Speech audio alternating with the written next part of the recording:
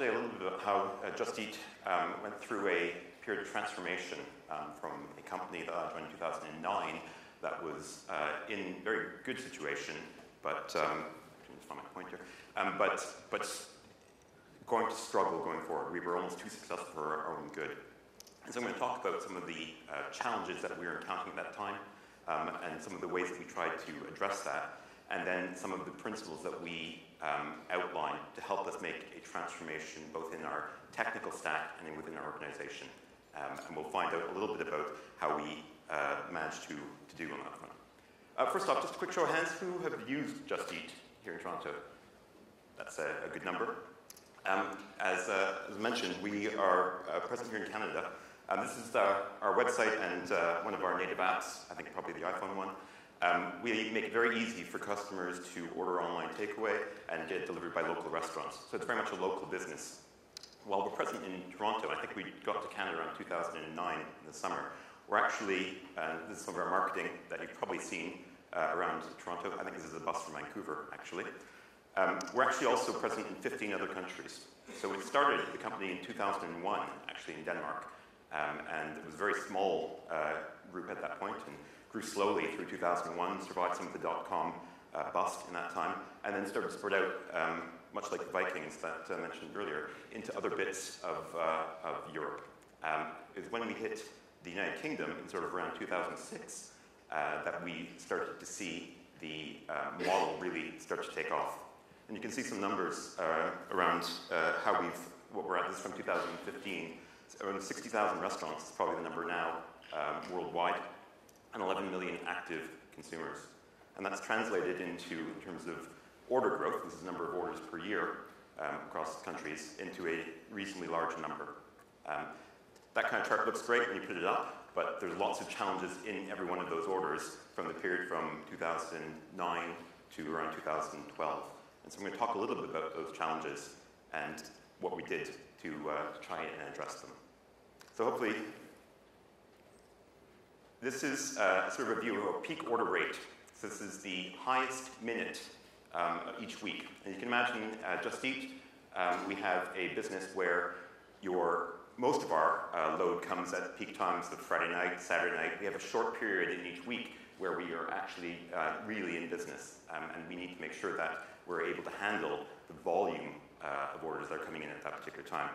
I joined right around there, and it felt at that point like that small little increase was very painful. At that point, we were struggling to keep up with the load at that particular time. And you can see the later ones that came along. Each one of these was a very challenging time. The word hero was mentioned earlier. That's very much what was going on in terms of the organization. It was all hands to deck, try and make sure to survive the coming week. What can we put in place for the following week to survive? And that became, as we see going forward, a non-viable strategy in the long term. And in fact, what we were wondering about was whether we'd be able to survive the next Friday night. And this is a view of Wembley Stadium, so a crowd leading a football match. It's on a loop. There isn't actually that many people. But it did start to feel like that this would be what the load in the UK would feel like for us, and then would we be able to handle it? So we had to decide how we're going to actually deal with that scale from a consumer point of view, from the order growth point of view, how we're going to scale the organization. So Just Eat at that point was becoming very successful. We'd gone through sort of Series A and Series B funding. We wanted to grow the organization, but how do you do that in an effective way? So we had some goals for the company over that particular time. These goals here, go to the cloud, was not, or all in, adopt agile methodologies, do DevOps. None of these were particularly our goals. It wasn't at all interesting from Just Eat's perspective to do any of these things. They were mechanisms by which we could actually achieve the business goals. And for me, the word DevOps at this point was more like, I know perhaps it's the wrong audience to make this joke at, but it starts to lose a little bit of its meaning. For me, DevOps wasn't the goal in itself. It was a means to an end to actually get the business at Just Eat to go faster. We wanted to be able to absolutely bring more change to the platform in a quicker mechanism. We wanted to make sure that we could experiment more. One of the things that we found as we took on a platform. And you have to remember, a platform built in 2001 was not ready for change. So we had to look at that particular infrastructure and figure out how is it we're going to break this apart? What is impeding change in this particular system or set of systems? We wanted to absolutely allow teams to make change faster. And we want that change to then be more resilient. Instead of struggling to stay up on a Saturday night, we wanted to make sure that we were ready for challenges that would happen, problems that would occur on a particular evening, and be resilient to that change. And we wanted to make sure that we could get our staff that we hired to focus on Just Eat's business problems, not on the underlying technical systems. We wanted the majority of the people to be able to focus on the products in the web application or our native apps, or for products for our restaurant partners. And so what we did is we took those particular goals and we turned them into some KPIs that we started to use within our engineering group to determine how well we're doing. And these things weren't the only things that we looked at, but they were pretty indicative of whether we were on the right track. And so first of all, we started measuring seriously our rate of availability. How available are our products to be used by customers during our peak times, sort of around 4 p.m. to midnight local time? And how quickly are we getting change out? What's the release rate for our products? How often is change hitting the platform? And if we could see things moving in the right direction on both of these fronts, we knew that we were in better shape. And the reason why there were two of them is that they're counterbalanced. It'd be very easy, or easier, to achieve high availability if we weren't changing things. It'd be very easy to start throwing products out, but not necessarily if the system isn't staying up. So the two together were important metrics. And you can imagine they are counterposed. They're sometimes a little bit tricky to make change in a live platform. It can cause all sorts of unintended effects. And so we wanted to make sure that teams were caring about that particular availability of the systems after that change went through. So from those goals, we took out a set of principles that we started to look at. We started to think about how do we want the organization to change to be able to best meet these goals. We weren't structured particularly well in order to achieve them. We had a development team that would be writing code. They'd release that code. In fact, they'd hand it over to an operations team, and that operations team would then be responsible for running that code into production. And that, as you can imagine, can cause some problems. And in fact, a big part of it today is how to make that particular relationship better. We ran into a situation where, and I imagine this is common, where responsibility was separated from authority. So we had an ops team, in fact I managed it at the time, who were responsible for the systems on Friday and Saturday night, but they weren't in charge of the code that got into that particular system, nor were they had the authority to go and figure out what should happen on Monday if that particular system didn't respond well to load on the Saturday night. So getting these particular things right was an important piece. The flip side of that's also a challenge. So I had, running ops team, authority about when change went out. So I could put up gates and say, well, we didn't do well last Saturday, so no change this week. We'll try and see if we can't get it through. And that particular battle between responsibility and authority means that things go slower. So what we wanted to do was to make sure that we aligned the responsibility with authority. We wanted people to both be responsible and accountable, have the authority to do the change that's needed, feel pain in the right place. So when there was a problem on a Saturday night, the right team felt that pain, and so on the following Monday, the right things would happen. The appropriate amount of attention would be put to the system that needed to have that change, and it didn't have to be pushed down from a side or not at all. The other thing that we wanted to do in order to go faster was to remove those gates and make sure that teams could go as fast as they possibly could. We wanted nothing to impede their ability to make change in their piece of the platform. And some of these pieces were quite large.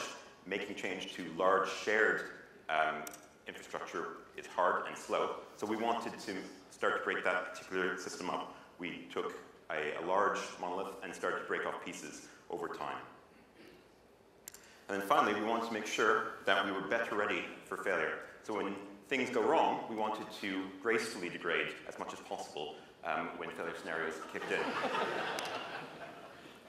And it's a scenario that, as we have only a certain number of hours during the week, we want to absolutely make sure that we were available in those hours and that despite any situation, or most any situation, we could continue to stay in business, allow customers to order, and have that food turn up their door. So, as I mentioned, we started first by realizing that our organization wasn't quite right. We had a development team that was growing. We weren't able to get as much use out of those people. The more we added in, the more that this problem of how to get change in confidently manifested itself. We started to see diminishing returns as we were growing the organization. And so we got together and thought about how should the organization be structured. I don't know if anyone's ever heard of this particular law. It's by a gentleman named Melvin Conway, who wrote this paper in, I think, 1967. Probably says it here, 1968. How do committees invent? And it describes that effectively you're likely to get an architecture that represents the organizational structure about how that organization communicates. The reason why this is interesting is that you can use that particular law to your advantage. You can switch it around, and if you want that a particular architecture, then you evolve your organization to match it. And so this is actually a thing now. I think it's just popped out in ThoughtWorks Technology Radar, the inverse Conway maneuver, how to basically create an organization that will lend itself and create the architecture that you want. So what we wanted were small, independent teams. I'm sorry, should say reorg there, that own their own piece of the platform, and they're absolutely responsible for its development and its operations. And so responsible for it running on a Saturday night gives people all of the incentive and all of the right kind of positive pain to think about how well that and what needs to be worked on the following Monday.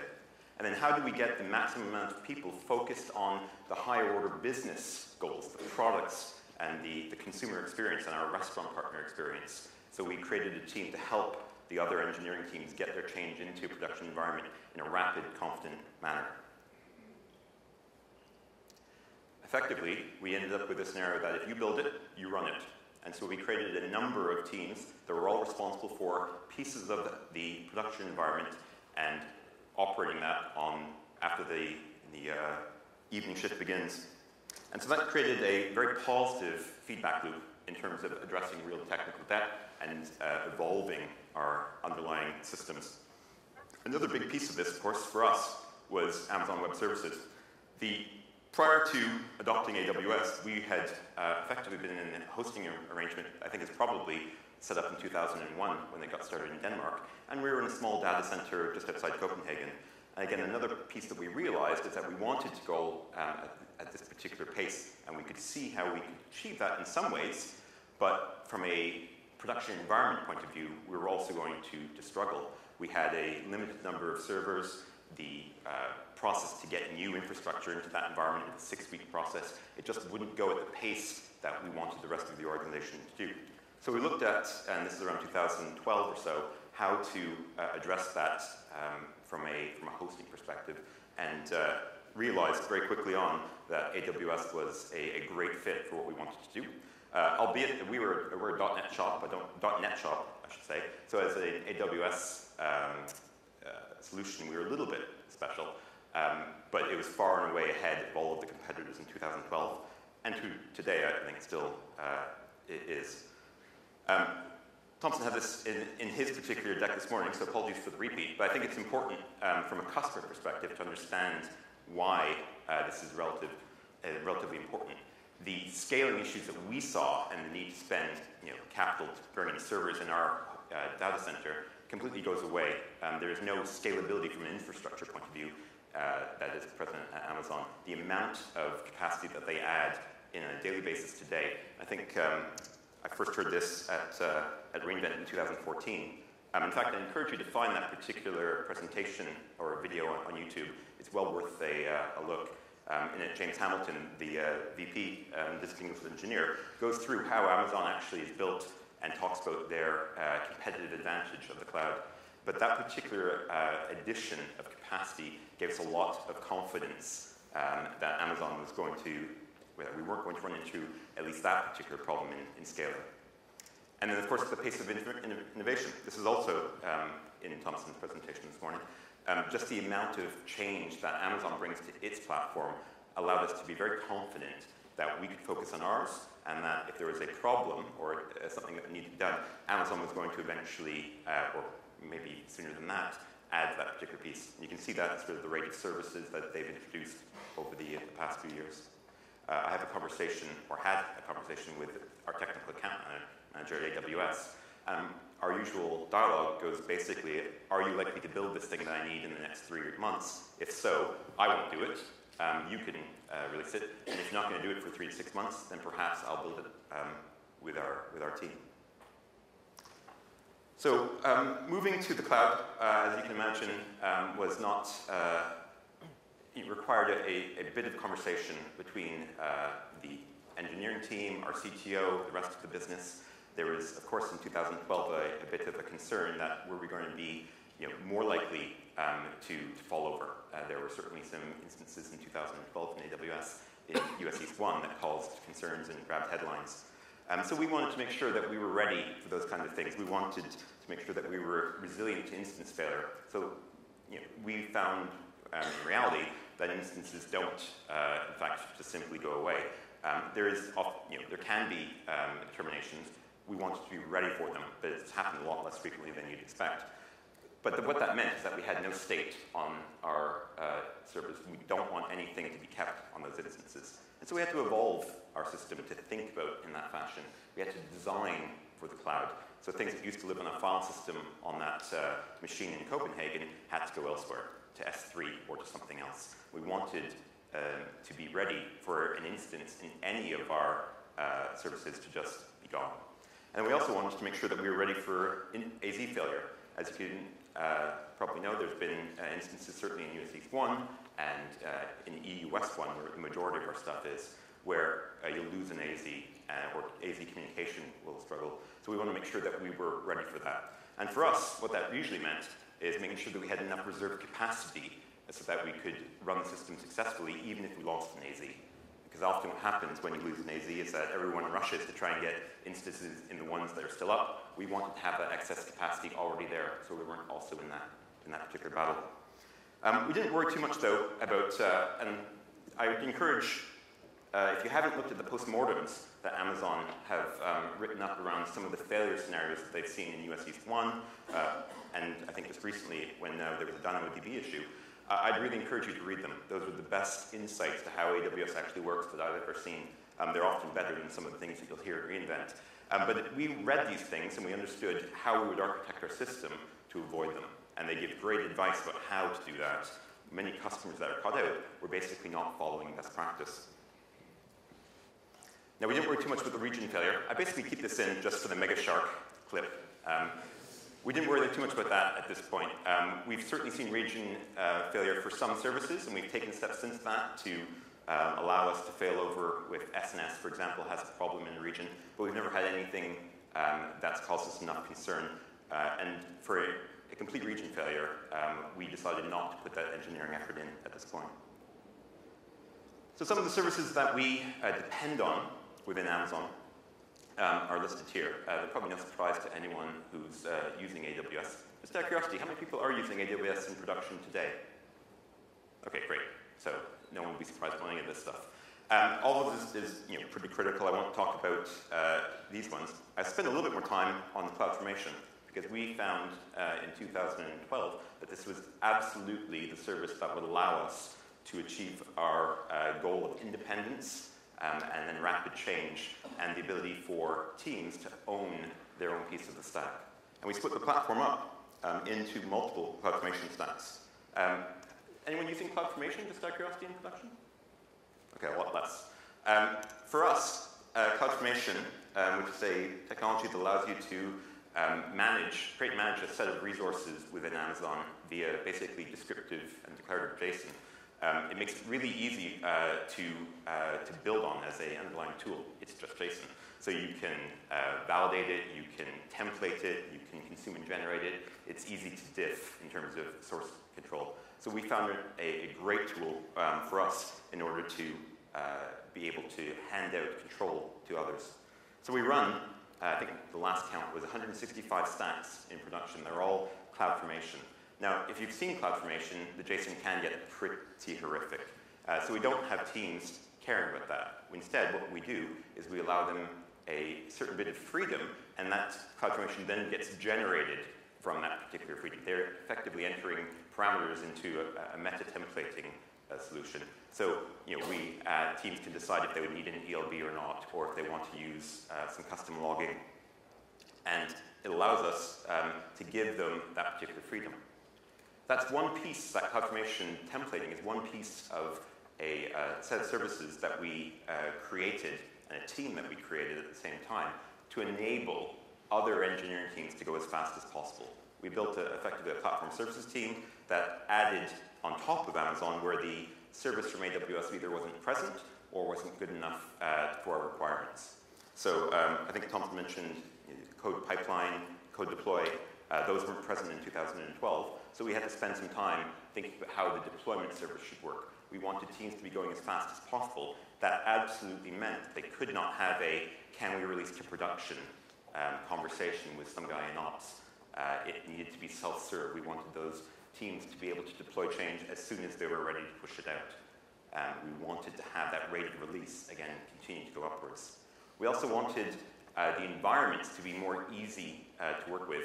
Our data center environment in Copenhagen is very difficult to replicate anywhere. We never had a great staging or QA environment that properly modeled production. In AWS, that's much, much easier to do. So we created a set of environment services that allowed teams to create their own version of production. It looked exactly the same. It had the same subnets, it had the same VPC configuration, it had the same set of services around it. What basically was different is we wouldn't run full instance sizes from a cost perspective, but we would allow teams to deploy into that first, gain confidence, and then go forward into production. I'll go through each of these services a little bit more, and I'll talk about so I mentioned a little bit around the environment services. The other pieces in this, the NAT, for example, that needs to exist, that we still have to manage. I might bug Thompson about that later on. The security groups in the stack, so how do things talk to each other, what can talk to each other, that became a platform service, and we managed that in its own CloudFormation. So the set of communications, what can talk to what, acts as an overlay that other teams do not have to care about. And this became a really useful artifact when we started talking with PCI auditors, that we could put that particular JSON document in front of them and describe exactly how that is what the environment actually looks like. And then finally, a little bit of work around the EIP management.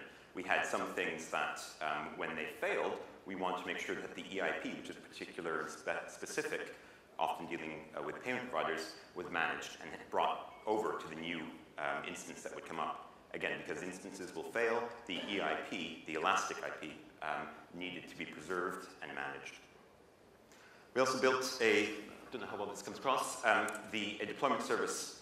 So again, didn't exist from Amazon at the time. We wanted teams to be able to get their change when they were ready into production. It allows them to push code through any environment and into production. And then again, from a CloudFormation perspective, all they have to do is put in a bit of a YAML document here that describes their parameters, and there's a CloudFormation that's generated out of that, that then is what's the artifact that pushed into production. And it allows us to see sort of what's gone on in the environment in terms of deployments, what's actually been pushed out, when it's last been pushed out. It gives that visibility across the whole process. We also built a monitoring service because at the time, I think that's still true, CloudWatch didn't meet our requirements. There's, I believe, 1 minute granularity in CloudWatch, and the retention is 2 weeks. That wasn't enough for us. So in the end, we adopted some open source software, Graphite, StatsD, and built a service that others could push their own metrics, both system metrics that would be collected automatically, CPU, memory, disk, but then also application level metrics. How many of this particular event, what's the response time for this particular activity, things that would give the teams the operational visibility that they would need to determine how is their piece working on a Friday or Saturday night. Without that piece, we would have gotten much worse. What we also found was that this rapidly increased the number of metrics that, applicational metrics that we had. As an ops team, we had a very high-level view. As soon as you put the pane in the right place to a team of engineers, they say, oh, I know what I need. I need a graph for that. And that's something that quickly we found to be a very, very positive bit. We ended up now, I think, 1.5, that should say million, I think, data points per minute. We've got many, many metrics that no one is individually looking at all of them, but we have many teams that are looking at their particular piece of the platform. The retention here for us now, I think, is 13 months at 10-second granularity, so we can compare sort of a January 1st to January 1st, which are often big days for us. We also built an alerting service. Again, this is a bit of open source software that we adopted and extended. It's a tool called Siren, but it works well with Graphite and allows teams to, based on their metrics, define warn and error situations. So, when do I, as an engineer, need to know that something is not working, when a particular threshold has been crossed? And here's an example of an alert. There's a set of graphs around it. And what that particular alerting service does is hooks into our communication structures. So it hooks into, and the alerting itself, the definition, again, is self-service. No one has to say, please set up this alarm for me. It is very much just a YAML document that describes a metric and then the thresholds around it. And what we do is we end up using PagerDuty. Anyone else using PagerDuty in here? I think they're a Toronto company, or at least partially Toronto. We found that to be a fantastic service. I don't know about you, but the idea of writing, scheduling software and calendar management was never something that appealed to me. And so we adopted PagerDuty as a great way to hand out the notifications of when things go wrong to our engineering teams. And so each of our engineering teams now basically runs one or more rotas of engineers who are on call for their particular component. And if something goes awry, then they're paged, and they're the first responders that come in and look at why is this particular thing not working the way that it should. We get a shared view of that in a HIP chat room, and the conversations often end up being, here's what the graph looks like, and what are our actions. Again, that conversation then is much faster. It's not an ops team trying to find some runbook that was dusty and not been touched for a couple of years. It's absolutely the engineering team that pushed that change in that week that's involved in the conversation from the start.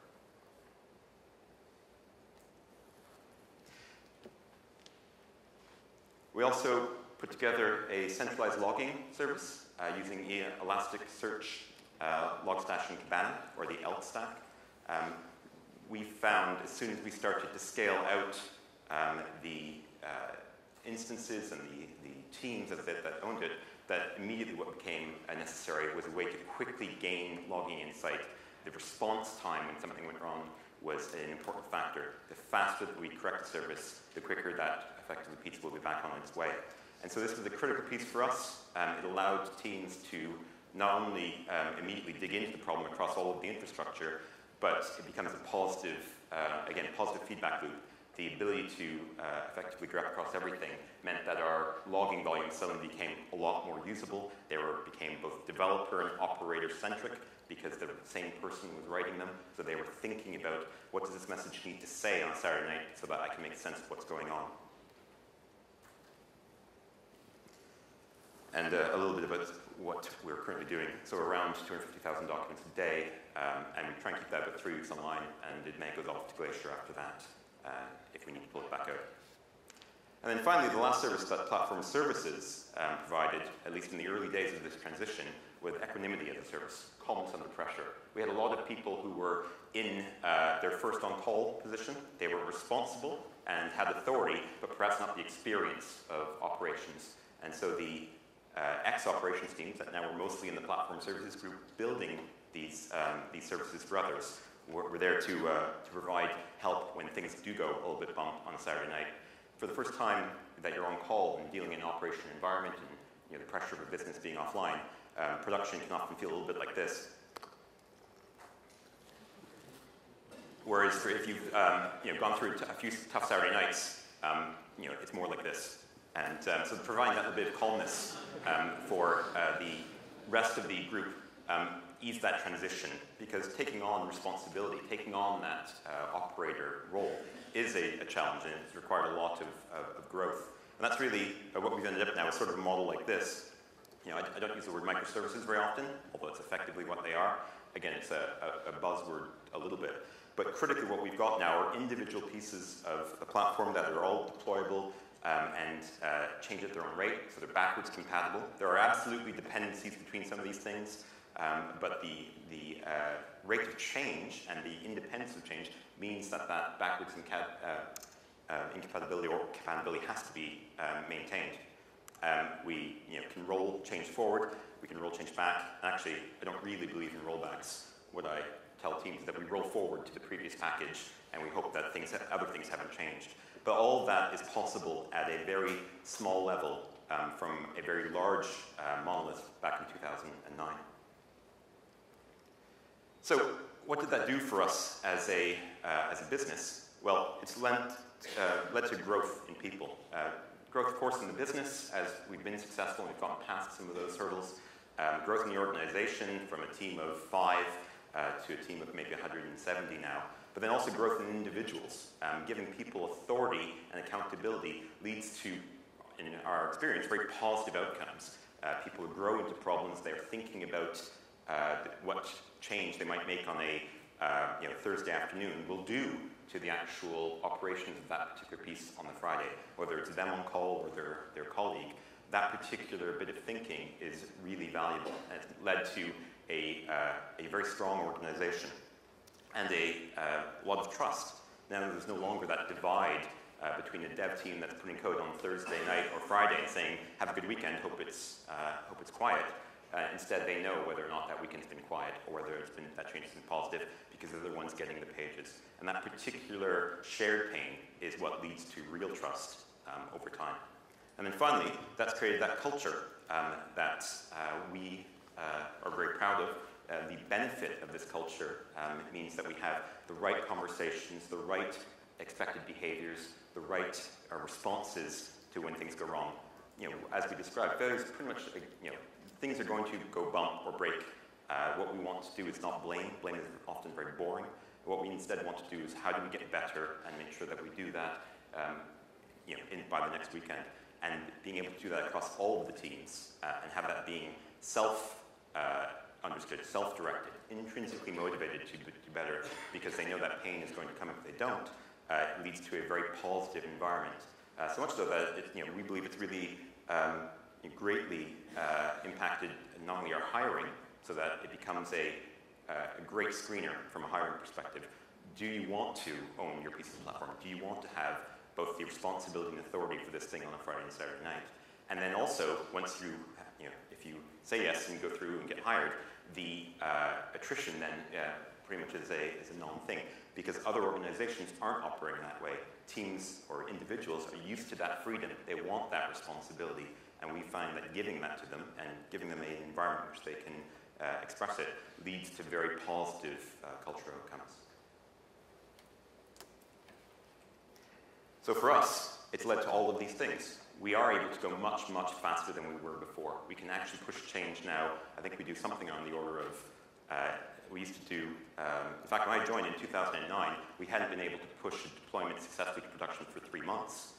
We then got into a period of doing maybe 1 deploy a month or so. We're now doing, across all of our teams, 80 or 90 deploys a week. And that is down to the teams themselves, how fast they want to go, what they're trying to achieve, but there is that complete freedom. The deployment service itself has a little bit of thought put into it, best practice. So for example, we ask teams to think carefully if they want to deploy change after 3 p.m. Is it worth it? Because the peak time is coming up. Or do you really want to push change on a Friday? But teams are able to otherwise go as fast as they need to go. The resiliency, we have gained a lot from designing our particular platform and migrating it to AWS. I'm happy to talk in depth about migration later on if anyone wants to grab me. But for us, that particular thinking about how to achieve success in the cloud has led to a much, much more resilient system than what we had previously.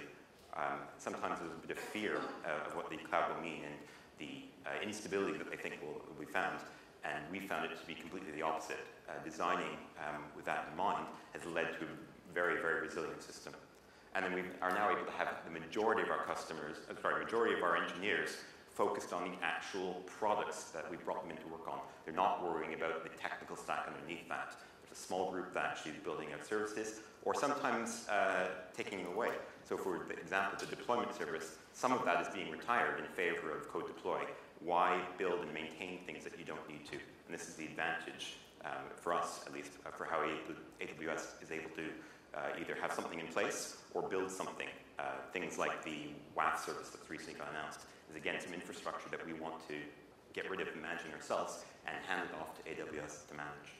So we're able to put our teams focused on the products, and they're able to go through, experiment, learn, and continue to change. And that particular sense of empowerment that they have is what allows us to continue as a company to be very successful in the hiring front. Right, thank you very much.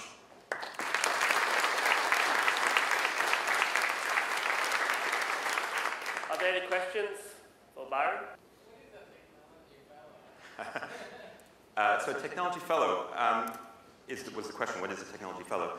So at Just Eat, what that basically means is that I've accumulated enough scars that it's probably time for me to go and help other teams how to not pick up quite as many. Is probably the short answer. It's a role. So I run the platform operations team. I run the platform services team that I've mentioned here.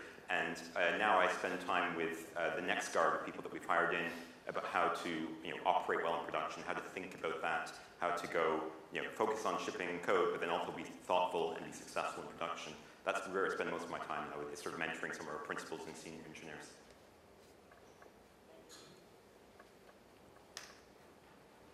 So one of the things DevOps means in my mind is devs go on duty, they go on call, and sysadmins learn how to read, submit, pull requests, for example. This is like learning new skills. Spend a lot of time training or interdisciplinary. Talk about specialization. Like, I used to be good at this thing over here, but now I need to know all these things. So what distinguishes me from the next guy, and how do you manage a team that looks like that? So what we found was that, first of all, most people were very keen to pick up new skills, and there wasn't a lot of, I don't want to do that, or I don't want to learn. There needs to be that sense of ability to make mistakes and to actually improve. Our sysadmins at the time they're building services, they're building what we call instance services, AMI factories, things that the other engineering teams don't need to think about. That's where our sysadmins are spending some of their time, and they are growing into building how to build out some of the services I mentioned around deployment, alerting, monitoring. That's where they're spending their time. That's where they're spending their experience. How do we make the operations environment for our teams that are now responsible and for their code running in production as effective as possible? Just putting people on call and saying, good luck, here's your pager, isn't enough. They absolutely need an environment in which they can be successful at that. So the monitoring service, the logging service, these are tools to enable devs to be as fast as possible in understanding the operational piece. And it is absolutely a journey of how to be good at that. That's one of the reasons why I'm doing the one now, again, to mentor across that divide.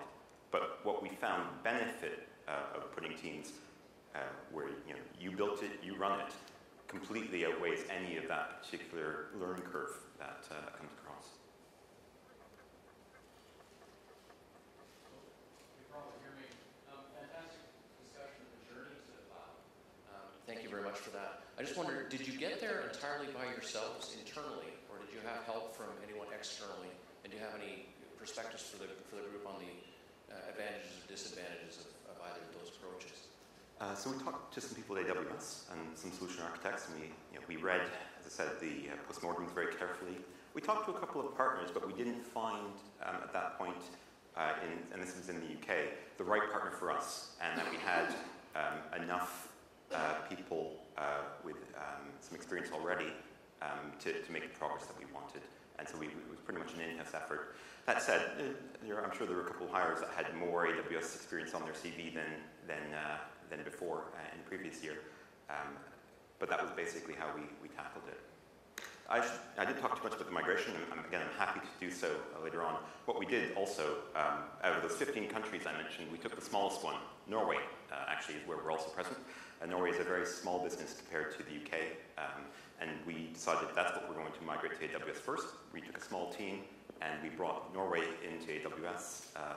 around January 2013, I think, to learn a lot of the lessons about what actually it looks like. And that wasn't the entire engineering group, that was effectively a small ops team migrating Norway and running that within AWS to learn a lot of the lessons that we were able to then help teams with in their migration of their piece for all the other countries.